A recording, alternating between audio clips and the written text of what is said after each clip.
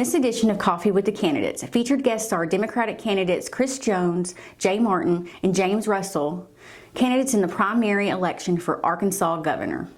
Hi, I'm April from Swart today, and welcome to this segment of Coffee with the Candidates. We are coming to you from the studios in downtown Hope, and who I have with me today is Chris Jones, candidate for governor. Thank you for being here today. Thank you, April, for having me here. I'm excited. We are too. Well, to get us started, can you give citizens a definition of what the role of governor is? I'd love to. Again, I'm Chris Jones, and I'm really excited to be here and have this conversation. And folks think about the role of governor and often only think about one part of it, which is the legislative agenda. But if you look at the Constitution, which is the job description, you'll find that there are other aspects that are very critical. One, the governor is responsible for crisis management. So when there's a disaster that happens, who shows up to address the disaster is the governor. The other thing that the governor is responsible for is sort of an economic promoter.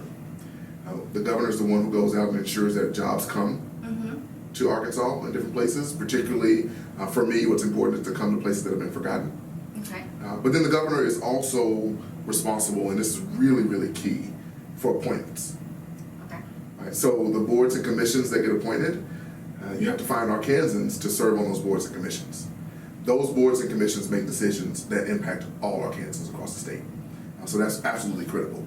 And then finally, the governor, if you look at the role and responsibility of the governor, particularly as outlined in the Constitution, the governor is the representative symbol of the state.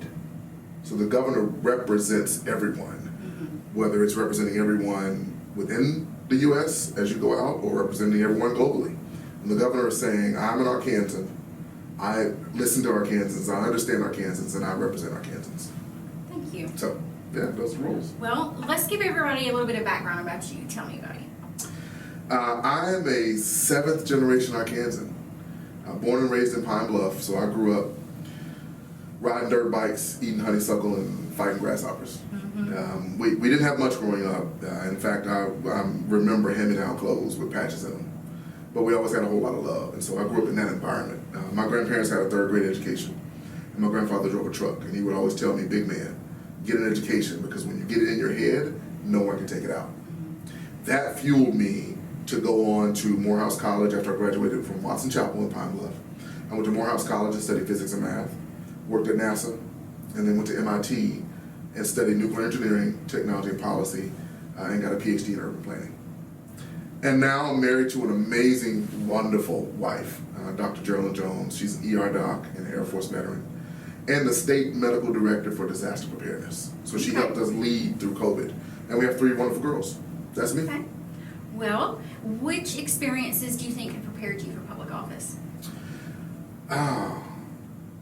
Growing up in Arkansas, what I've always loved about Arkansans is our interaction with each other. And fundamentally, I think that is one of the most important preparations, being able to engage with anyone, no matter who they are, authentically and with empathy. And I learned that growing up in Arkansas. In addition to that, again, when you think about all the roles of the governor, and one thing I didn't mention earlier is that the governor actually has to manage a staff. I've run multiple organizations before, so I know how to manage a staff. Yeah. I've been a recruiter at an organization before, so I know how to be a representative symbol. And in this moment, in this time, because I've worked in the area of science, technology, engineering, and math, when I think about the challenges we face from broadband to some of our health issues, it helps to have someone who's been in that space. Okay. What or who inspired you to enter the election? My life has been filled with wonderful people, with titles and without titles, and they've driven me and fueled me. But the seed that was planted for running was actually planted by someone who's from here. Really? Yeah. When I was 8 years old, my dad took me to the mall in Little Rock, and we bumped into none other than then Governor Bill Clinton. Okay. And I was fascinated by him, going back to what I talked about, engaging authentically. I felt like he saw me, I felt like he heard me, and I felt like I mattered. And so I asked my dad afterwards, I said, well, what does he do? And my dad said, he's a governor. So I said, what's a governor? Because I didn't know, I was 8 years old. He said, let's go look it up. And we didn't have Google cell phones, but we had Encyclopedia Britannica. So I went home and looked it up, I pulled out G, and I found out that the governor can solve problems and make a difference in people's lives. So at 8, I said, that's what I want to do. one day I want to come back and serve as governor because I had an interaction with Governor Bill Clinton. Okay. Well, should you be elected, are there any specific issues you're most concerned about? Our campaign has always been about faith, hope, and hard work. It was faith, hope, and hard work that got me through life and got me here. It was faith, hope, and hard work that was embedded in me. And we realized that it's going to take faith, hope, and hard work to turn the key that are our priorities. And that key really is pretty simple. It's spreading PB&J across the state. Okay. And you think about the peanut butter and jelly sandwich. Similar. And real quick, spreading is about getting it everywhere. You know, you think about a good sandwich, a peanut butter spread everywhere, and a jelly spread everywhere. And every bite you take, you get peanut butter and jelly. But for us, PB&J is preschool, broadband, and jobs. Okay. And the key to unlocking and unleashing Arkansas's potential is to have high quality education starting with pre-K, great infrastructure starting with broadband, and economic development starting with jobs in every community across the state. That's the goal, that's the key, that's the focus. Thank you. How do you plan to involve citizens in your decision making? You know, I can't hear out of my right ear. And so because of that, I've always had to work to hear and lean into listening.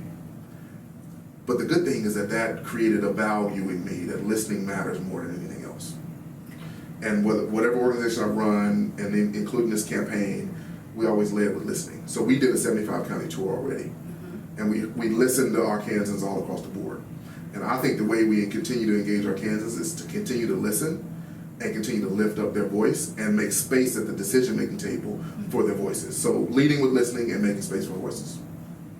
Thank you. Should you be elected, when it comes to grants and funding, are there any particular areas you think deserve the most attention? There are.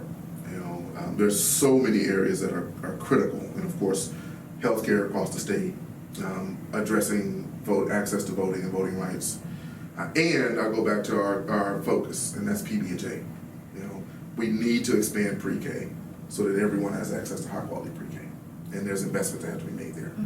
Broadband, we need to finish the job on broadband so that every home has access to high speed internet so they can listen to this segment, so they can talk to their grandparents and deal with telehealth, grandkids. And then finally we need jobs. So we're really focused on economic development, particularly small businesses across the state in communities that have been forgotten.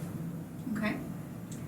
Well, is there anything else you want voters to know before you head to the polls? Well, I'd like for voters to know that I'm a 7th generation Arkansan and I care deeply about Arkansas. And I think the way that we lift up and unleash Arkansas's full potential is by making space for everyone to lean in and for everyone to play a role in Arkansas's future. I'm excited about the election on May 24th. I hope that everyone will go out to vote, and I hope that you'll give me a consideration. I'm Chris Jones and I'm running for governor, and I would love your vote. Thank you so much for being here today. And that's all we have for this segment of Coffee with the Candidates.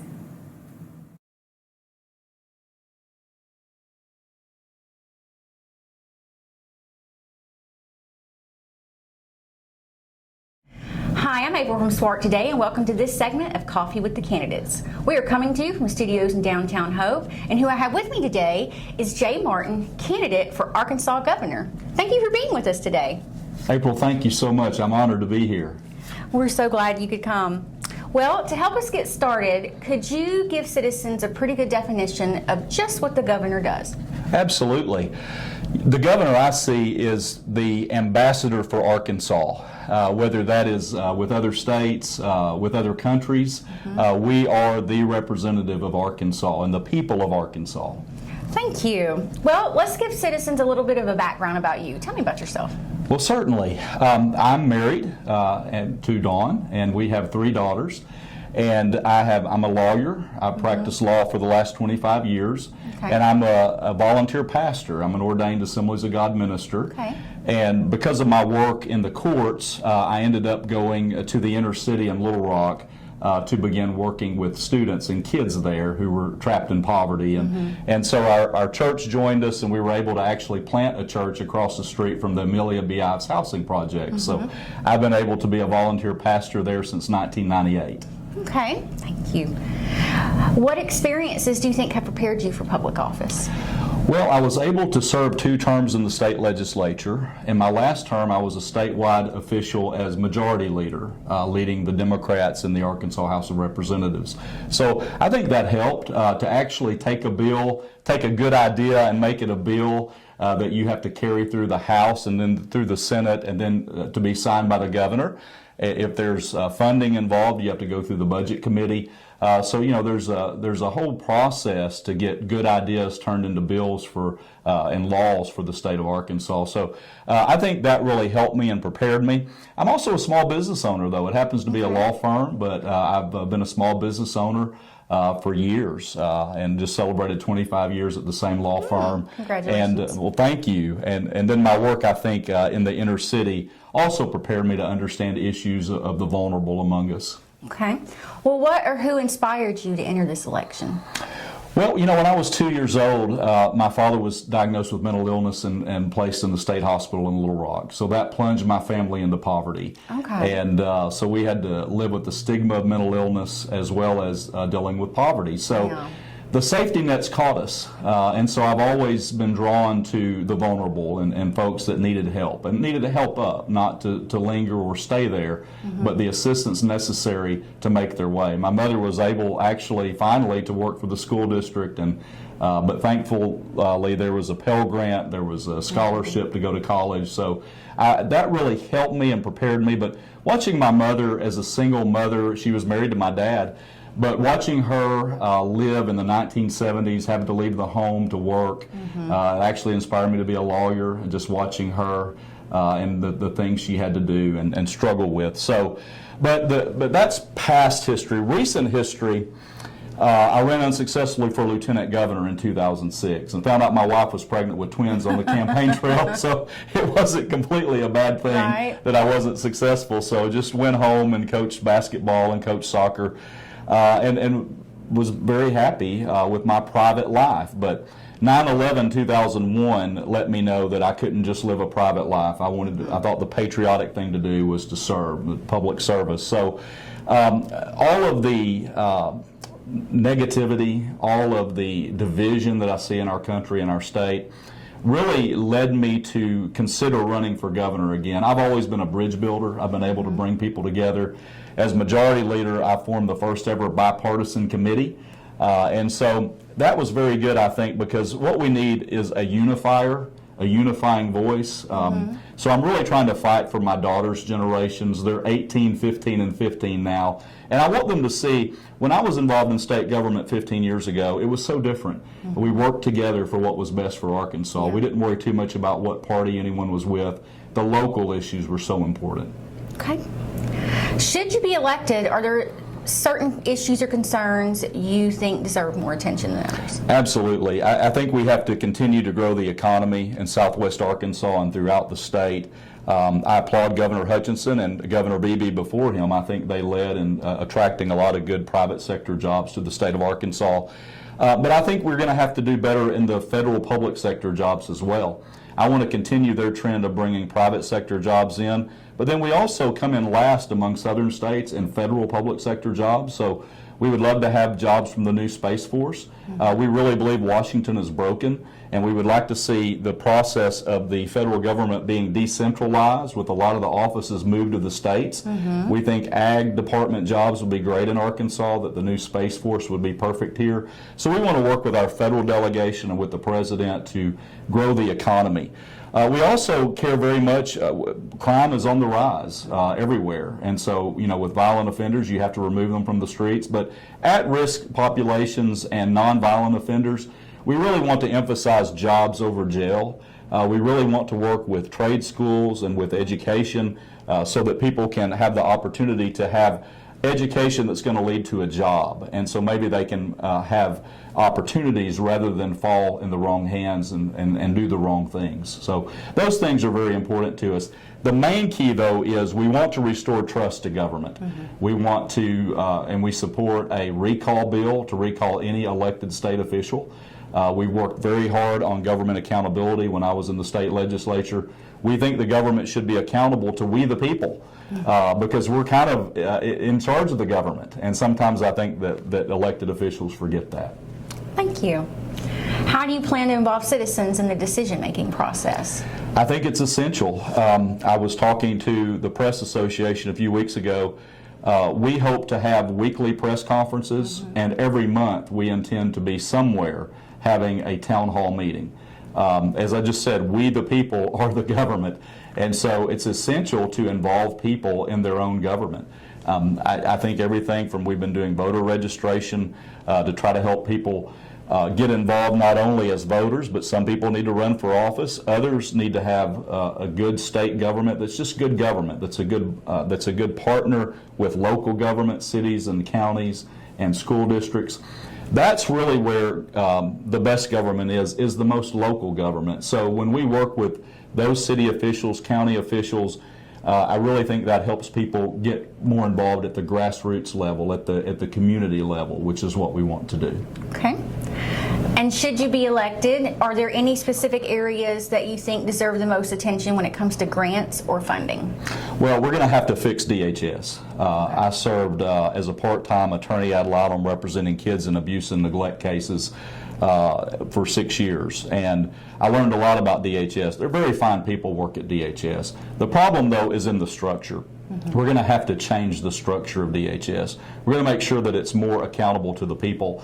When I was in the state legislature, we fashioned a bill after the Texas Sunset Commission where we put dates where every division of state government would end unless it could justify its existence by being accountable to the people and that it spent its money wisely.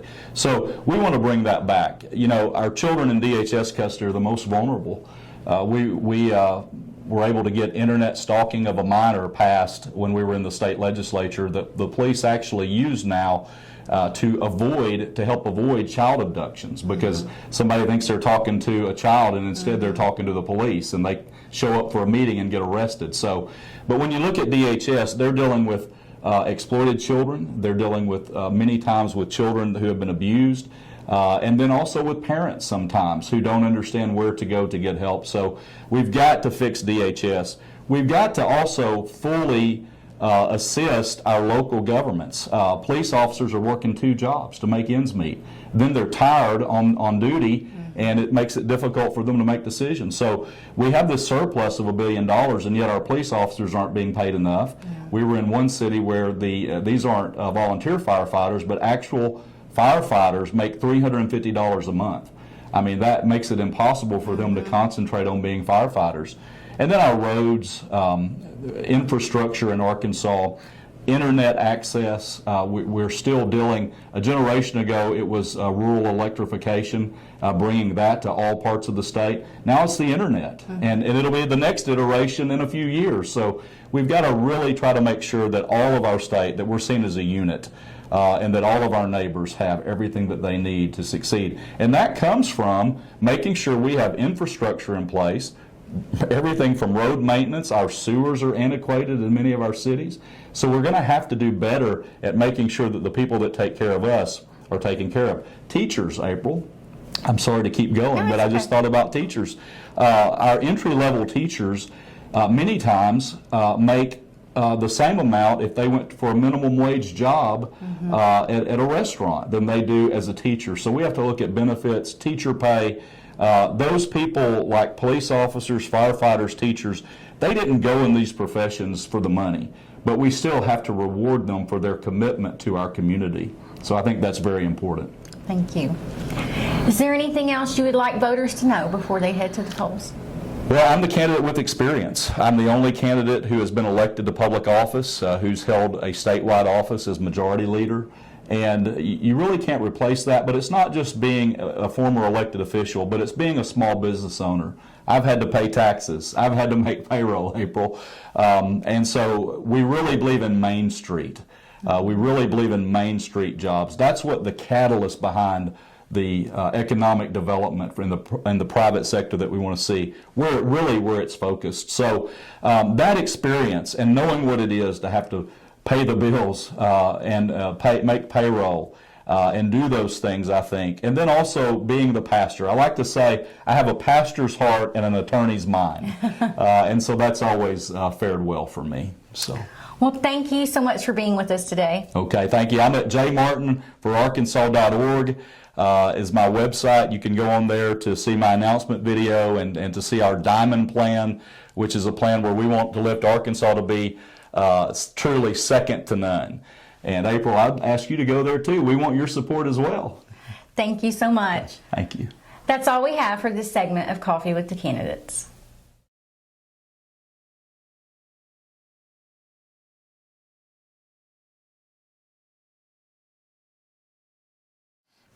Hi, I'm April from SWART today, and welcome to this segment of Coffee with the Candidates. We're coming to you from the studio in downtown Hope, and who I have with me this morning is James Russell, candidate for governor. Thanks so much for being with us today. I appreciate the invite, thanks. And please, just like I tell everybody else, just call me Russ. All right, Russ, thank you.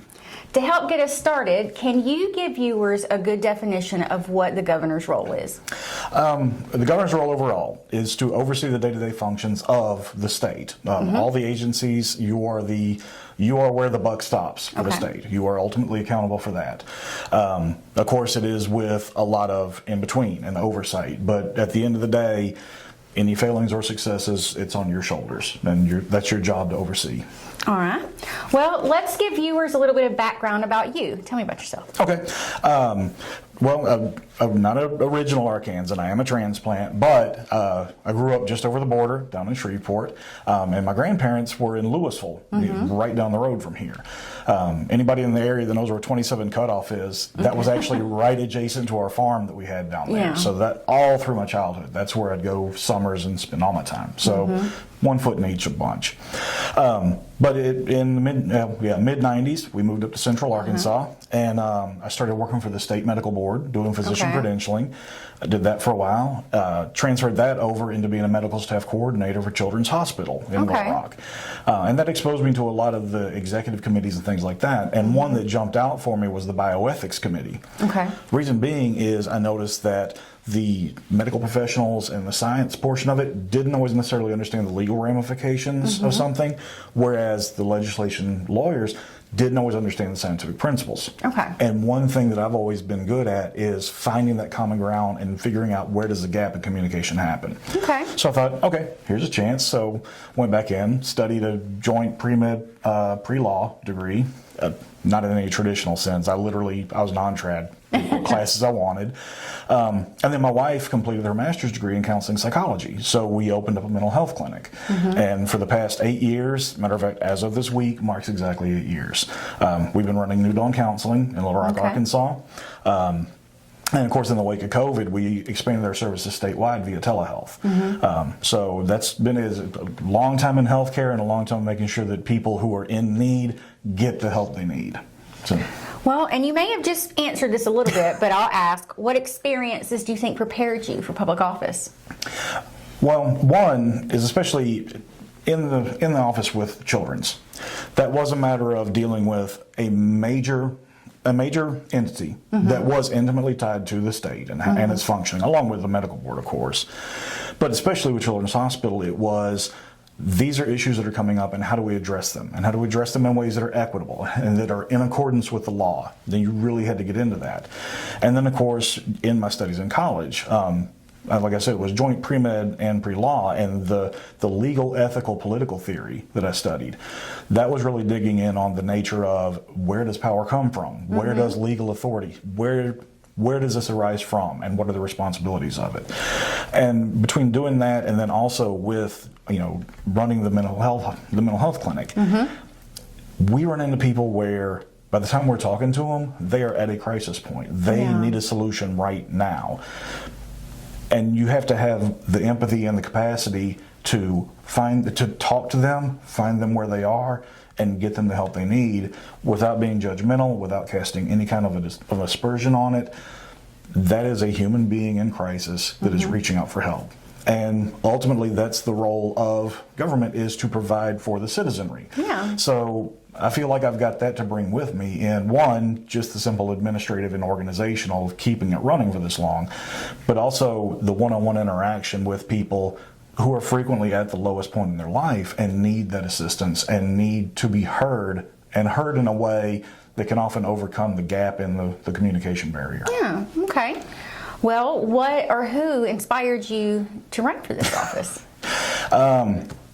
I would have to say that honestly, I had considered running for quite some time. Not necessarily for this office. This was kind of go big or go home first time out. But I'd been looking to run for a while, and most of the offices that I would have run for, where I live in Little Rock, I would have displaced someone that I already agreed with what they were doing. They were doing a solid job. So didn't, and then of course, with opening the business, and then we got custody of my daughter and got her through high school, there's a bunch of life situations. But in the wake of what we saw with COVID and the response to it, and just to be perfectly honest, the core divisive rhetoric that we've seen in our society as a whole, and the politicization of simple public health crises, I felt we needed somebody who was willing to get in there and stand on principle and not be swayed by anybody's narrative. It's, here are the facts, here's what we need to do, and not with any higher aspirations, but simply a matter of, this is the right thing to do for our citizenry, and act on that. Okay. So. Thank you. Are there any specific issues, which you might have touched on this too, you're answering my questions. Are there any specific issues you're most concerned about should you be elected? The obvious one is our education system.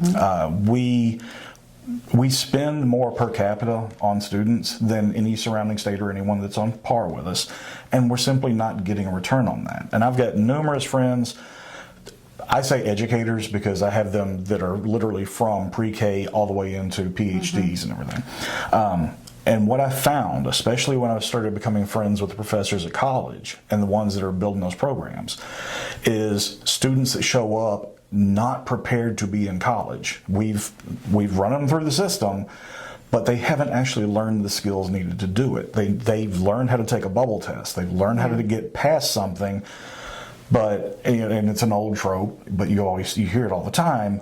The most common question in a classroom being, is this going to be on the test?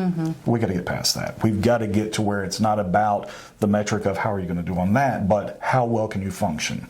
So education overall, but in particular, really looking at civic engagement in education, because again, with the divisive rhetoric that we've seen and just the problems that we've got as a country, we need people who feel like they are a part of the system again. And we've run voter registration things all over the place, and one of the things we run into frequently is people simply not understanding the process, and that leads to them being disenfranchised, not feeling like they've got a voice, and you do at the end of the day feel like, well, I'm going to cast a vote and it's just going to be which old guy is talking to me on the TV. And they don't realize there are down ballot issues that affect you from day one. So really instilling that sense of civic engagement from the word go. We need, of course, critical thinking in there, but a fundamental understanding not just of how to tick the boxes on a check, but how it functions and how that's going to impact your life for the entirety of your life. Okay. Well, that's a good leeway into my next question. How do you plan to involve citizens in your decision-making process? Well, one, of course, education being the big one, economic being the second one, and that being the infrastructure that we've got. We're needing to expand the broadband access and access communications in general. And along with that, we are in the communication age. There should be absolutely no reason for there to be any kind of, there shouldn't be a problem in accessing your officials. There just shouldn't. A lot of people, if y'all have seen me out anywhere, you'll know I've given out my personal cell phone number repeatedly. It's not a problem. This should be how we engage with one another as Arkansans or Arkansasians, take your pick on the flavor, or Americans or just humans in general. The culture of fear that we've kind of come under on both sides, on anywhere. You've got on one side people who are afraid of change, and it's a world that's changing too rapidly that they don't necessarily understand or agree with. While on the other, you've got people who they're afraid that they can't actually approach the other people because of the violence that we've seen and because of the rhetoric. So really giving people a sense of trust again by being the one thing we haven't had in office for a long time, which is a regular human being. We have to be approachable, we have to be accountable, and I mean, Arkansas is not that big. It's one of the things I've said many times is I'm in Little Rock. I can be anywhere in the state in 3 hours. That's how it should function. But but we have to be open to anyone. So utilizing internet, making sure that there's not going to be, I know this from personal experience. I've called when the legislation was in and try to leave a message for the governor, and mailbox is full. There's no reason for that. We should be well past that. We have to be accountable. We have to be willing to speak one-on-one with the citizens. Okay. Should you be elected, what particular areas do you think need the most attention when it comes to grants or funding? The one I'm most interested in is actually promoting startup businesses within our state. Okay. In particular, and of course, I'm kind of biased, I'm a business owner, so I saw the amount of freedom that gave us in our lives, both economically and just self-determinately. We have, with the infrastructure bill coming in, we're looking at $4 billion, round it one way or the other. We're looking at a serious chunk of money coming into the state. Now, if we're smart about it, we can use that to fund small businesses to start up, to take on the infrastructure projects, to hire the workers that are in Arkansas, to pay a living wage, to get that money to the smaller communities where it is needed, to build up the industry, to make it more appealing for other people to come into, and we can keep that money in our state to fuel our economy for decades. Whereas if we're not careful about it, the good old boy system, the buddies, the backdoor deals, we hire a contractor where the money's going to go out of state, it's going to sit in somebody's bank account, and it's not going to benefit the Arkansans the way it should. So that's one of my priorities, is encouraging startup so that people actually have that freedom and are working on rebuilding our state together. Okay, thank you. Yeah. Is there anything else you would like voters to know before they head to the polls?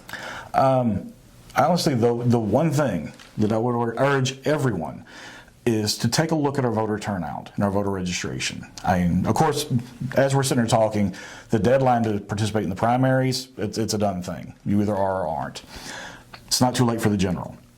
I would love nothing more than to see every voter turn out, regardless of your ideology. Vote for me, vote for somebody else, vote for whomever you choose, but exercise that right.